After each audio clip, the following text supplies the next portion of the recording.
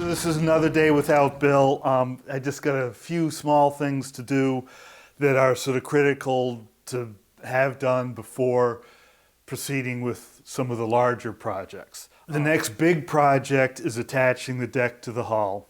Before that, we want to get done with all the sort of systems inside the boat. And the primary systems we have here is the Skeg Box and the Skeg control slot.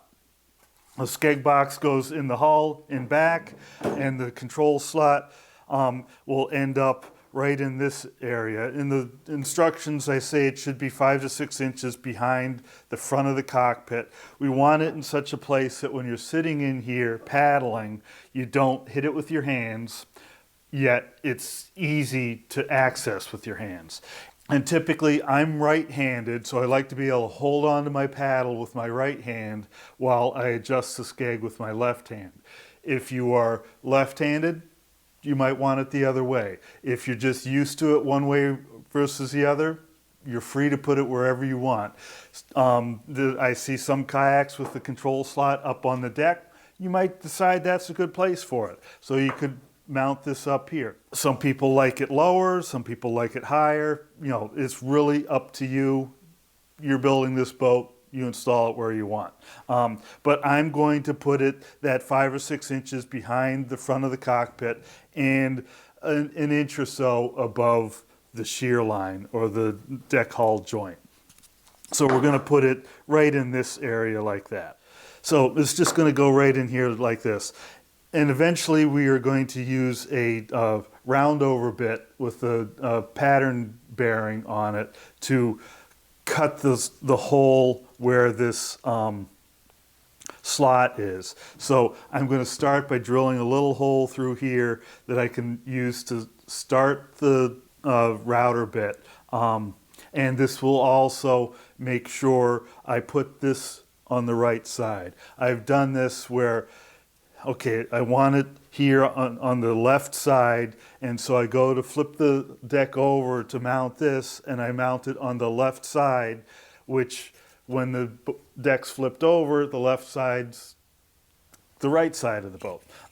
So by just creating this hole before I flip the boat over, I'll know exactly where I want it to be. So we're going to put it right in here, and just so I want it in that area. Just make some light marks where it's going to be.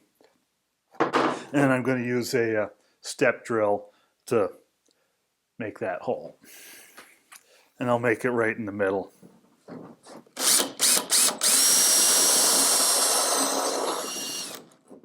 All right.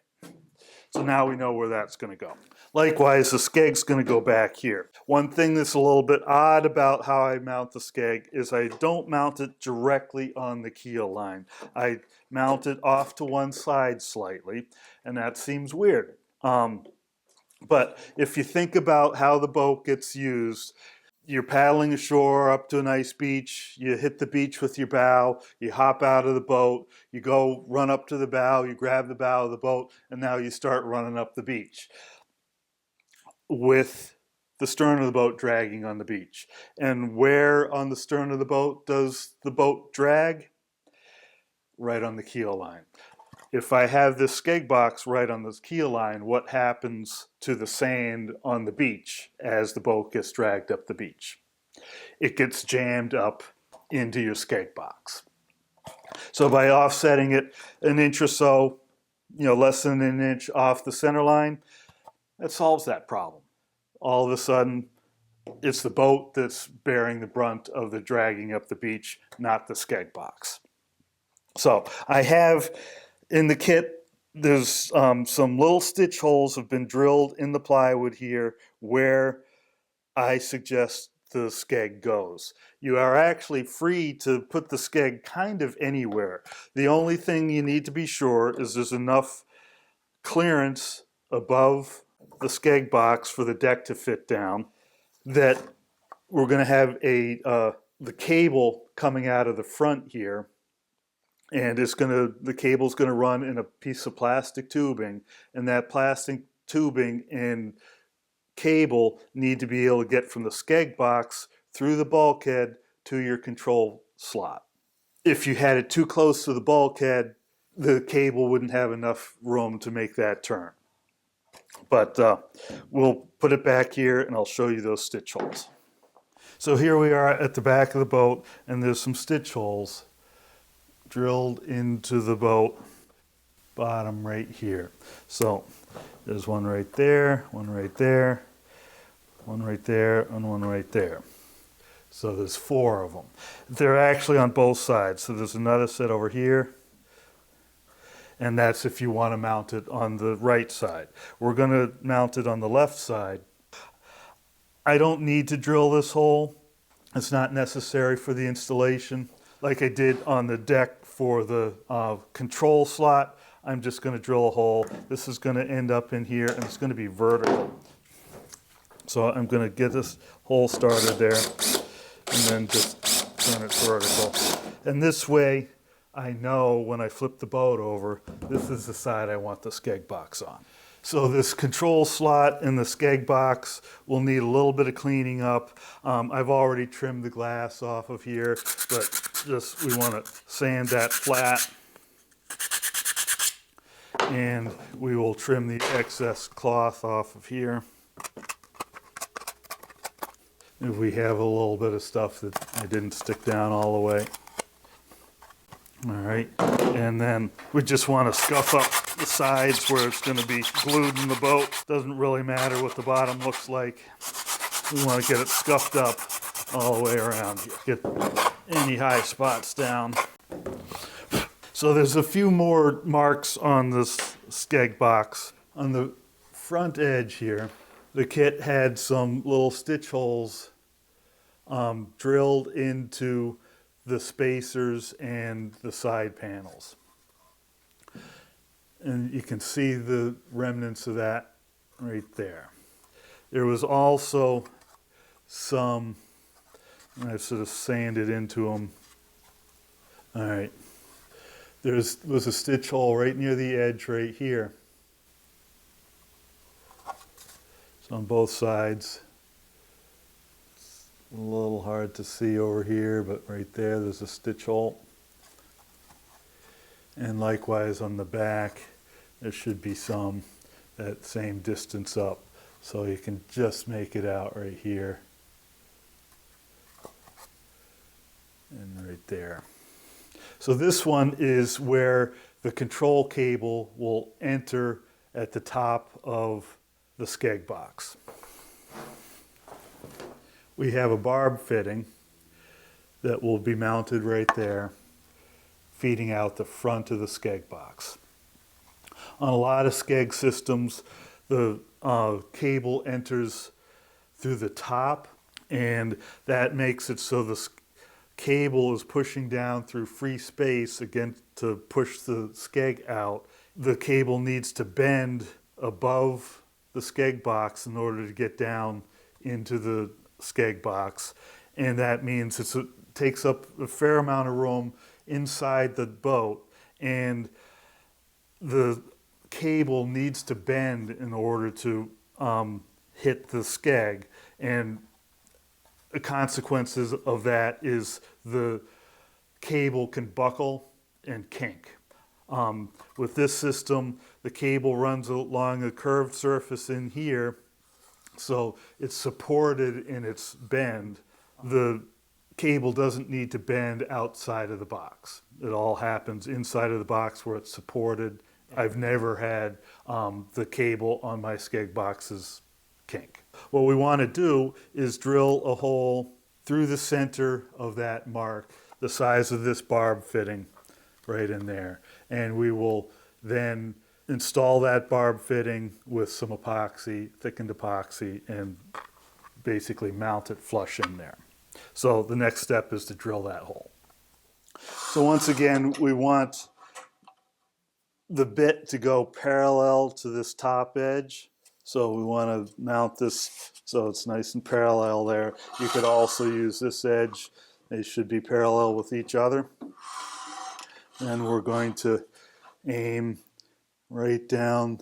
I'm using a 3/8 bit here, which I measured to be correct for this size barb fitting. And we've got a bunch of different plies there, and our mark, we're going to end up going down right through the middle ply, hitting that mark.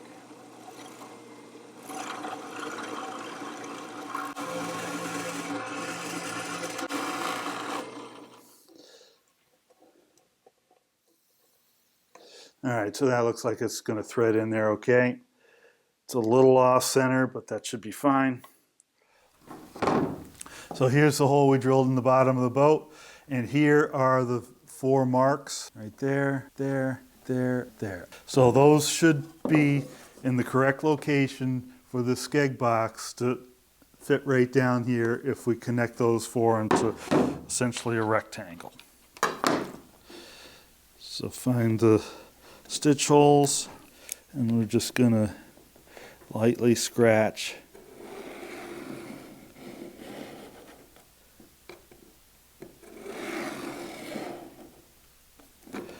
All right, so there's a line, likewise here.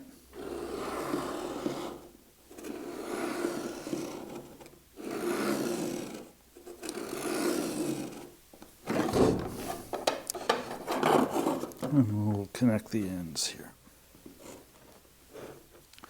So now we're going to cut along those lines we just scored in there.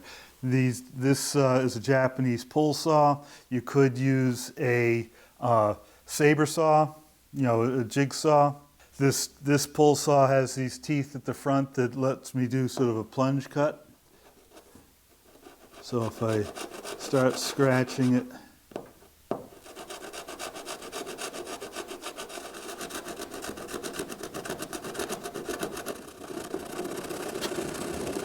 slowly work your way through.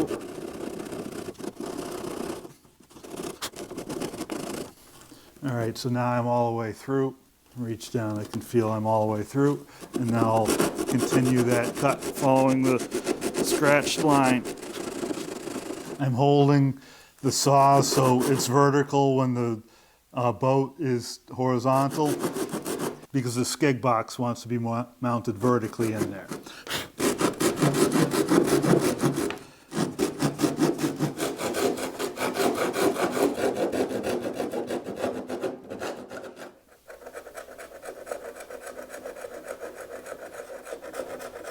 So I'm just putting a finger up next to the blade so I can lean the blade slightly on that finger, and that'll help it stay in that slot.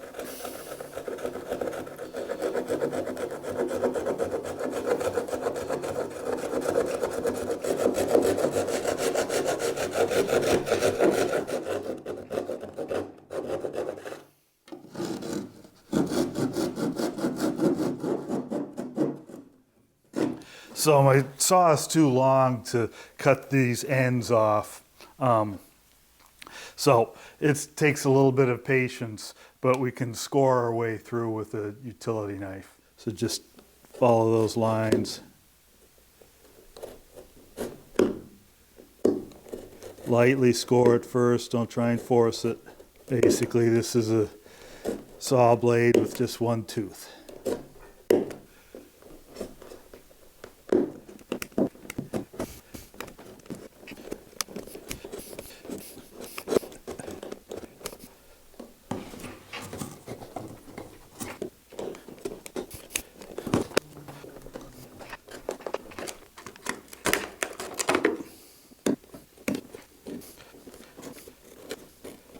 So it can help to just cut away some of the material out of that slot so it's not binding up your knife as much. All right, so perfectly good boat. Now we got a hole in it. We'll see if this fits in. It'll be a miracle if it does on first go. All right. It's binding up a little bit in the length. We'll just start by sanding the end down a little bit. We will grab our trusty 4-in-hand shoe rasp with the sides of it. Again, I'm holding the tool vertically in the boat, not perpendicular to the surface, but vertically.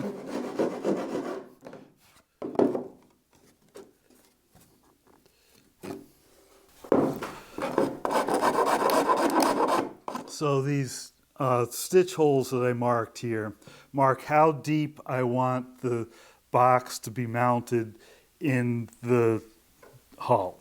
If we have the skeg here and it's pivoting on the pivot hole there and fully retracted, we don't want the skeg sticking out through the bottom of the boat. So these marks mark that point. And so if we have these marks buried into the hull, we know that the skeg won't stick out beyond the bottom of the hull. Since this is all at an angle here, this is kind of the lowest point, this far corner back here. So as long as this point right here is in the boat, everything else will be fine. That's the worst case point right there. And so we want to fit this whole box snugly in there so we can bury those marks. I will actually often take the rasp and tilt it a little bit in so the inside of the boat is a little bit wider than the outside of the boat, that hole. That way we can get a tight seam on the outside but have a place for fillet material to get down in between.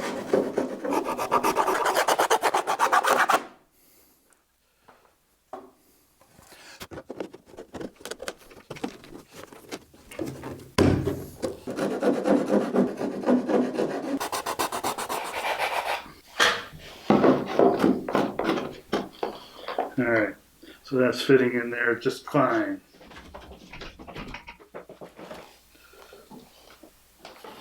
So we have this little jig here and a stick. We are going to clamp the stick to the jig. And with the stick in place down on both sides of the boat, we want to make sure these lines are perpendicular. So that actually looks quite good for first guess. So it fits down there, doesn't seem to bind up too much. It's a little bit tight, I'm forcing it slightly. I'll open up this hole a little bit more just so it fits easily without any stress on it.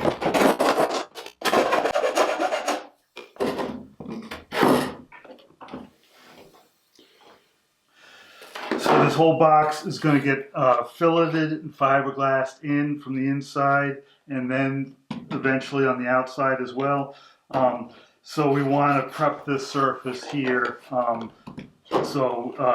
It's got some tooth, so the epoxy on. So we'll place the box back in. So remember the high spot goes in front, where the barb fitting goes in front towards the bow. Low bit goes towards the stern. So these marks right here, we want them even with the inside bottom of the boat. Get our jig here so the skeg is perpendicular, vertical. Double check those marks. Just make sure everything sticks out here. Actually, I'm going to go a little bit farther.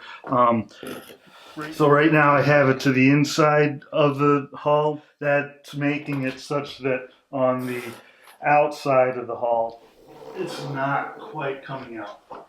So that's with the marks on the inside. And you see this edge here is just barely sticking out. I'd like it to have it stick out a little bit more. That's if the marks are visible from the outside. If we have them just a little bit below that surface, now we've got this sticking out completely And that way we're going to cut this off flush, and this whole spacer bit will come away and we'll have an open slot there. And I think that'll work good just like that.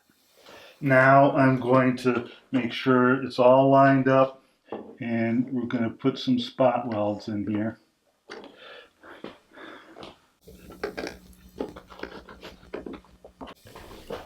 And spritz it with the accelerant.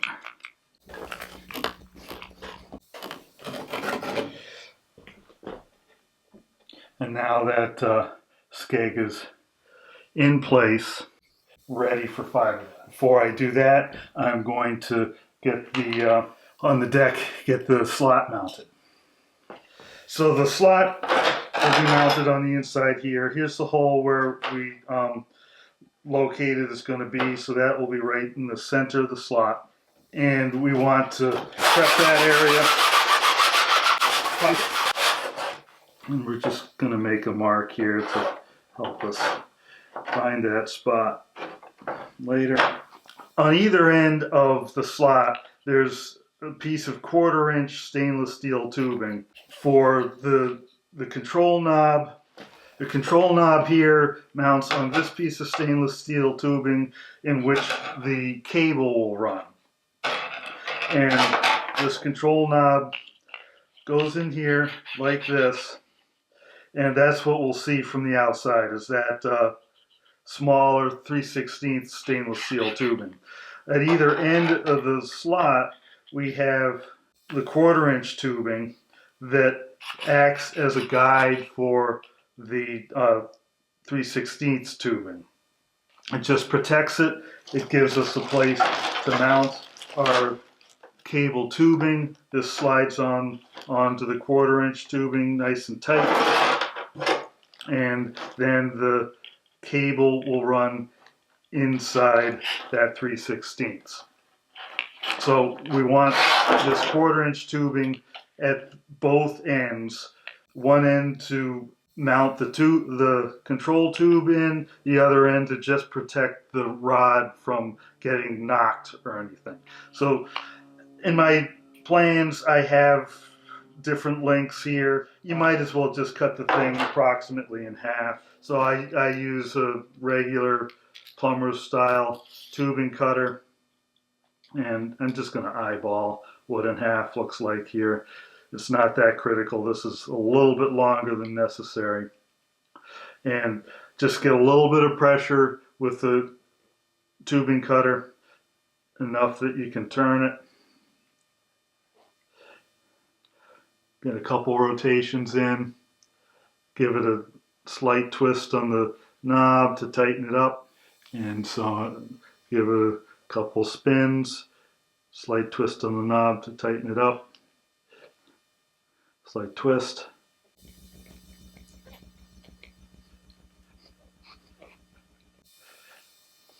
And I just keep on slight twist and then spin the rod until eventually it comes apart.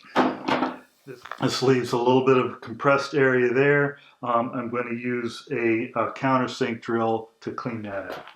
So here we have a countersink, and we'll take, if it helps to chuck this into a drill or drill press, what we want to see is that we can get this tube in through there. So right now, the 3/16 tube won't go through.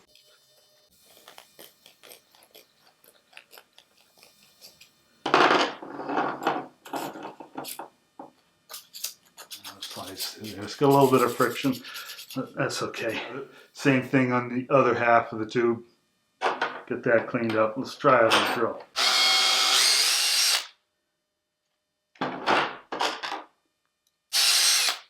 Alright, so we have those two pieces. They are going to mount like this, and the 3/16 tube will run straight through between. So they want to be mounted on the boat like this. So I keep the 3/16 tube inside there holding those pieces together. That way I know that they'll be lined up when I finish mounting this. Throw a clamp on it, make sure it looks good from the inside. Like to see that tube running straight, alright, parallel to the edge. That's good. Once again, I'm going to spot weld. Okay.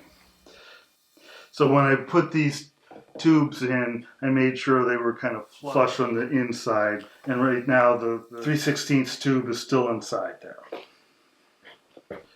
And if I take those off, all right, that holds.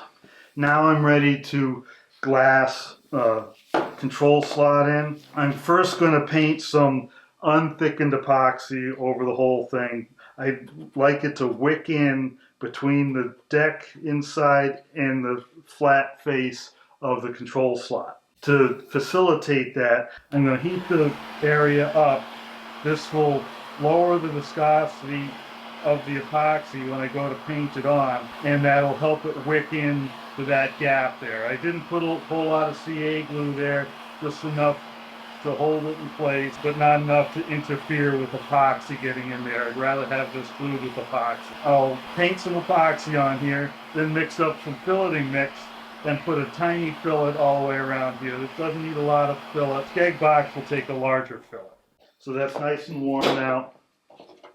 I've got epoxy mixed up. I'm just going to paint that on there, a liberal amount. My goal is to have some wick in between the deck and the slot. So let's just paint the whole thing a little bit. And just give it another little blast of heat to help drive in a little bit farther. Now I'm going to mix up some filleting mix and put a little bit of fillet around there. Fill up these slots between the staves of the box and get a little fillet around the end of the stainless steel tubing. So I've got some filleting mix mixed up. This is just epoxy with wood flour. Going to cut a small hole here. I don't need a big fillet in this. You know, something like that. And then we'll put a fillet all the way around the ends of the stainless steel tubing, and just put a little bit in these gaps here. So I have another piece of bias cut cloth here. Again, bias cut means the weave is cut at a 45-degree angle. I'm going to make this so it overhangs the ends about an inch, a couple centimeters. Lay it on there, and the fillet's still wet. I'm doing this immediately after putting the fillet on. And now we're going to coax this down around there. I want to wet out all this fiberglass, make it go clear. Look for bubbles. Have the cloth wrap onto the end of the stainless steel tubing a little bit. And just smooth it out nicely. So that'll be on there good and strong. So now we're going to put a fillet around the perimeter of the Skeg Box, but first I want to, again, like we did with the control slot, I want to heat this area up. I want all that end grain in the hull panel to have some epoxy in there. I'm just warming this area up. I'm going to brush on some unthinned epoxy. I want that to run down through, wick into the end grain of the hull panels. I'm jamming the brush down in there, trying to get it to spread nicely in there. Give that another little heat. I want a bit larger fillet on this than I did on the control slot, so I'm going to cut the tip of this off a little bit bigger. And then we'll put remember, this skeg can get quite a bit of force on it. If you're surfing or something, there's some side forces pushing on the side of the boat. Put that fillet all the way around. and then we'll shape that fillet. So this is like a 1-inch filleting tool. It was good for this side. It's a nice fillet there. This side, I use a little bit smaller one because it's a sharper angle. Yeah, see, that makes a nice fillet right there.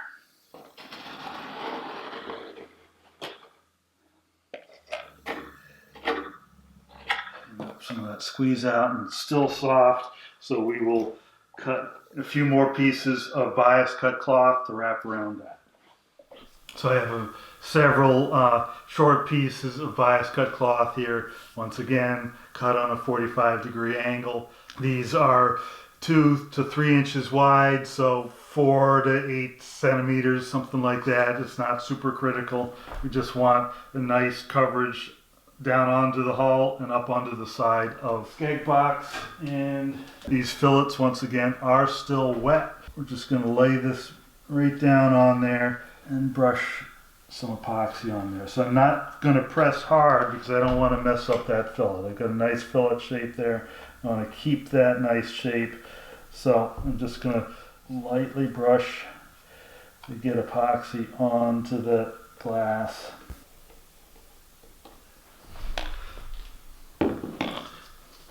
Another piece on the other side.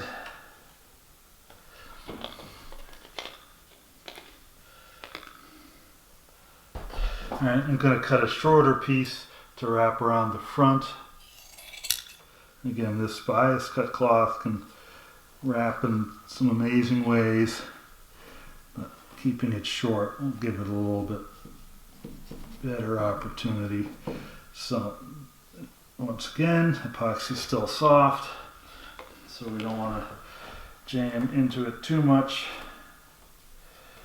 It just sort of coax it down into place, get some epoxy on it. That'll lubricate the cloth's ability to store it. Honestly, I think the glass around the front here is probably overkill. Get a couple layers of glass on either side with that good fillet, you're probably going to be fine. But give it a go, trying to get it around the front and the back. I'm going to use this piece to wrap around the back. In other videos, if you've watched, you may have seen me use some carbon fiber on each side of the skeg, stiffen it up a little bit. Again, probably overkill. Right now I've got 1 layer of glass on either side with the fillet. That's probably enough. But I'm just going to go ahead, second layer down on both sides.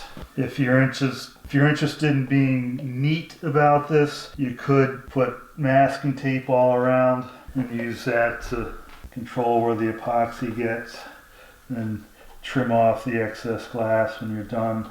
But a good coat of epoxy on there. This will be very strong, and if there's any sharp bits of fiberglass sticking out when we're done, it'll get sanded off.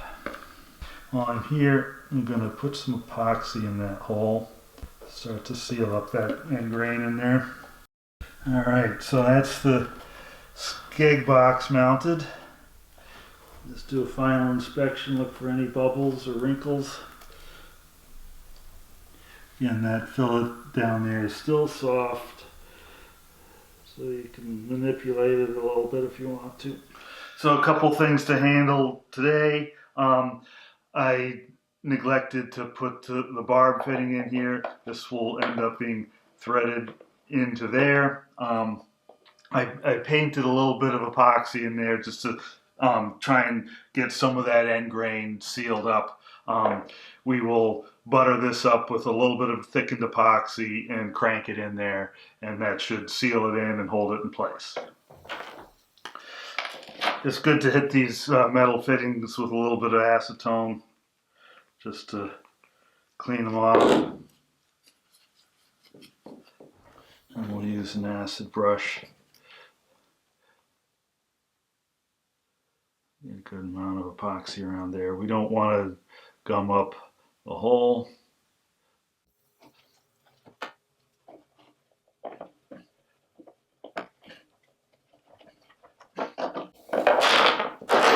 hardened epoxy in there. Made it a little bit hard to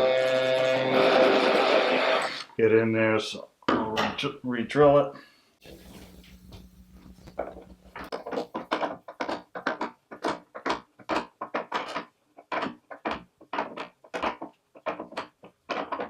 Right. So that should do the trick on that. So I left the rod on the inside of this just to make sure these two tubes were lined up. So I'm just going to drive another rod through there. Pull that piece out. The next thing we want to do is, I forgot to put in the cheek plates, which are little pieces here that help hold your butt in the center of the boat. So here are the cheek plates. They go mounted here on either side of the cockpit, and there is a stitch hole right here, which is about 4 inches from the back of the cockpit. I'm just going to use that as a mark to have it as the back of the cheek plate. And then we want it running straight forward, so parallel to the side of the boat here, parallel to this, and then vertical as best we can. Just one on each side, like this. First, we'll just clean these up a little bit. I've already sort of cleaned up the edges of these on the power sander, but I need to prep the surface to accept epoxy and fiberglass. As you remember, we used a little bit of peel ply on one side of this, so this is already in pretty good shape to accept fiberglass. Hear the different noise it makes. This is already a roughened surface.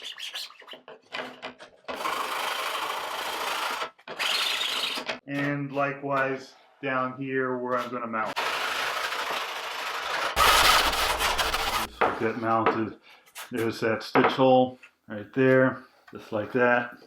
Should end up with a little bit of a space on this side between the edge of this and the edge of the combing. So we'll just put it in like that. So in order to mount that there, we will first tack it down with a little CA glue. So I have CA glue here. I'm just going to put a line down the bottom right there. Line it up with that dot. Get it in place. Make sure it's vertical and parallel to this edge. Then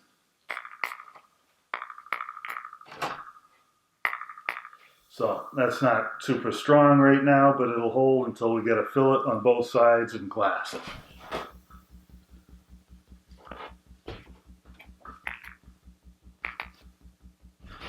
So we're back to filleting, sort of like a 3/8 inch wide hole here for this. And put it on both sides. We want a pretty good fillet there. It's going to be a little bit smaller on this side, a little bit beefier on this side.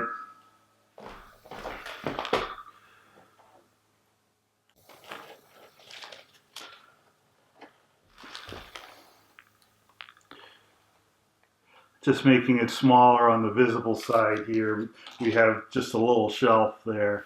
Not a lot of room for a big fillet there, but this takes quite a bit of force. The seat backrest will hang off of this, and if you slide your butt back and forth inside the boat, this is going to take some of that force. So let's shape the fillet here.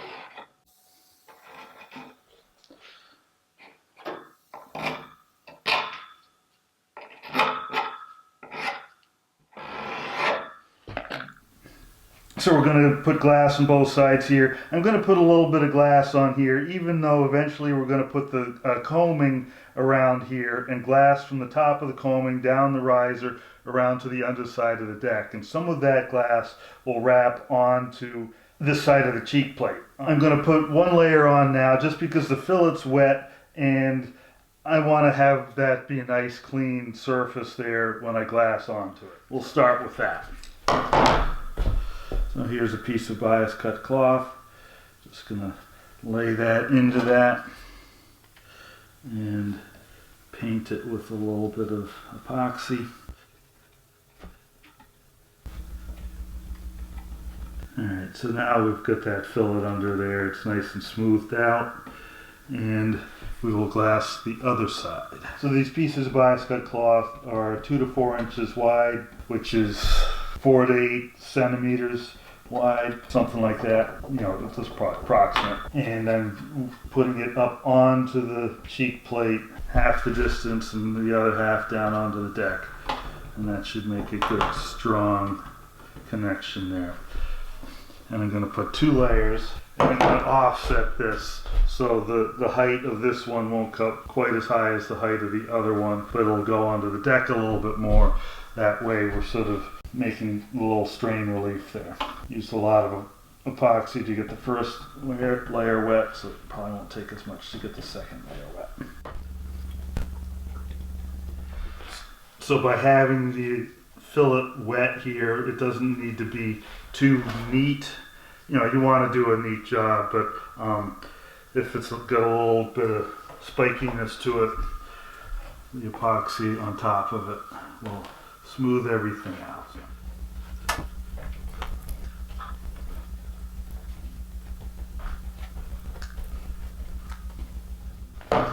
Now for the second layer, and again, I'm going to offset, so the top edge is here, bottom edge is over here. I will offset this a little bit. I'll actually go a little bit higher with this one than I went with the other one. So that is tapering that up and tapering it down. So a lot of epoxy on there now. Mostly soak that up with the second piece.